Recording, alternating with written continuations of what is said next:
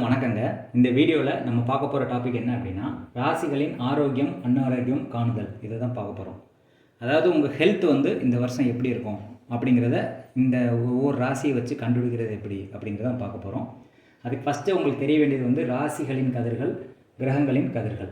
இப்போ உதாரணத்துக்கு பார்த்தீங்க அப்படின்னா, மேச ராசி 8 கதிர், ரிஷபம் 21 கதிர், மிதுனம் 17 கதிர், கடகம் 2 கதிர், சிம்மம் 6 கதிர், கன்னி 17 கதிர், துலாம் 21 கதிர், விருச்சிகம் 8 கதிர், தனுசு 19 கதிர், மகரம் 10 கதிர், கும்பம் 10 கதிர், மீனம் 19 கதிர்கள்.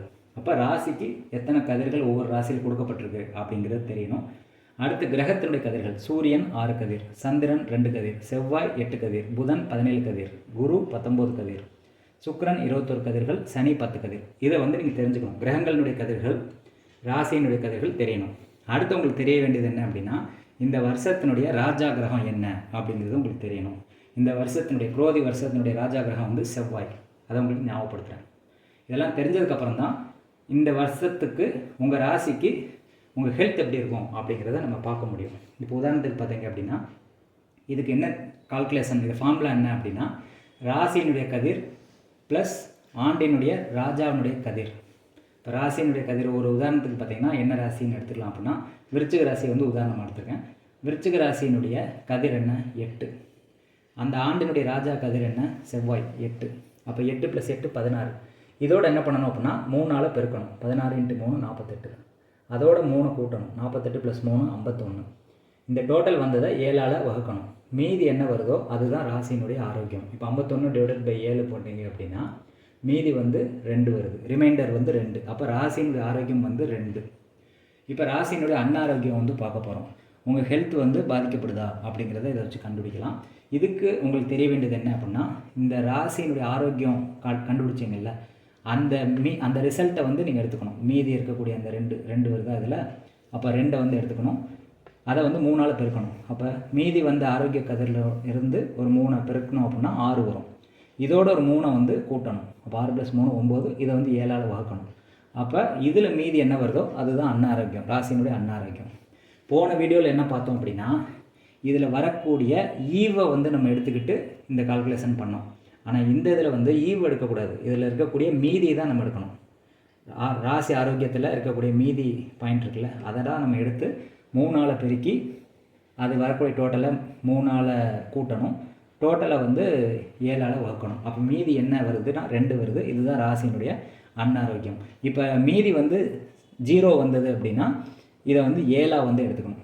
0ங்கிறதுனால நம்ம 7ன்னு எடுத்துக்கணும். ஏன்னா 7ஆல் வகுக்கிறதுனால. இது டோட்டலாக வரைக்கும் பார்ப்போம். ஃபஸ்ட்டு ராசியினுடைய கதிர்கள், கிரகத்தினுடைய கதிர்கள் தெரியணும். இதை வச்சு தான் ராசியினுடைய ஆரோக்கியம், ராசியினுடைய அன்னாரோக்கியம் கண்டுபிடிக்க முடியும். இதுக்கு என்ன தேவை அப்படின்னா, ராசியினுடைய கதிர் எந்த ராசியோ அந்த ராசியினுடைய கதிர். இப்போ உதாரணத்துக்கு விருச்சிக ராசினா விருச்சிக ராசியினுடைய கதிர் 8. அந்த ஆண்டினுடைய ராஜா கதிர், இந்த ஆண்டினுடைய ராஜா செவ்வாய். அதனால் செவ்வாயினுடைய கதிர் 8. அப்போ 8 + 8 16. இதை 3ஆல் பெருக்கணும். 16 × 3 48. அதை 3ஆல் கூட்டணும். 48 + 3 51. கடைசி வரக்கூடிய இந்த தொகையை 7ஆல் வகுக்கணும். அப்போ 51 / 7 2 வரும்.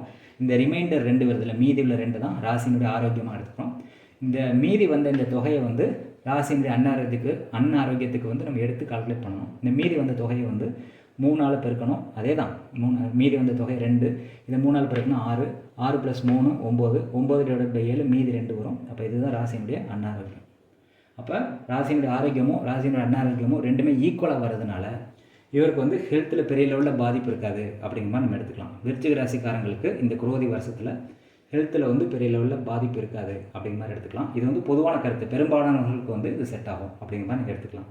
இதே மாதிரி ஒவ்வொரு குடும்பத்துக்கும் உங்கள் ஆரோக்கியம் எப்படி இருக்குது அப்படிங்கிறத ஒவ்வொரு ராசிக்கும் தனித்தனி உறுப்பினர்களாக நீங்கள் செக் பண்ணி பார்த்துக்கோங்க. இப்போ யாராவது ஒருத்தவங்க மகரத்தில் பிறந்திருந்தாங்கன்னா மகர ராசியில் உள்ளவங்களுக்கு ஆரோக்கியம் பாயிண்ட் எவ்வளோ, அன்னாரோக்கியம் பாயிண்ட் எவ்வளோன்னு பார்த்துக்கோங்க. ஆரோக்கியத்தை விட அன்னாரோக்கியம் கம்மியாக இருந்தது அப்படின்னா ஆரோக்கியம் நல்லா இருக்குதுன்னு அர்த்தம். ஆரோக்கியம் கம்மியாக இருக்குது, அன்னாரோக்கியம் அதிகமாக இருக்குது அப்படின்னா அவங்களுக்கு நோயினுடைய பாதிப்பு தாக்கம் அதிகமாக இருக்குது அப்படிங்கிற மாதிரி எடுத்துக்கலாம். இப்படி உங்கள் குடும்பத்துக்கு எல்லாருக்குமே நீங்கள் செக் பண்ணி பயனடையலாம். எல்லாருமே இந்த மாதிரி விஷயங்களை தெரிஞ்சுக்கணும் அப்படிங்கிறது எனக்கு ஒரு ஆசை. இந்த மாதிரி வீடியோஸ் யூடியூப்பில் ஒரு வீடியோ கூட கிடையாதுங்க. நீங்கள் சர்ச் பண்ணாலும் கிடைக்காது. யாருமே இதை பற்றி சொல்லலை. பஞ்சாங்க நுணுக்கங்கள் யாரும் வாயை திறக்க மாட்டேங்கிறாங்க. எல்லோரும் சும்மா கிரகத்தை வச்சு ஓட்டிகிட்டு இருக்காங்க.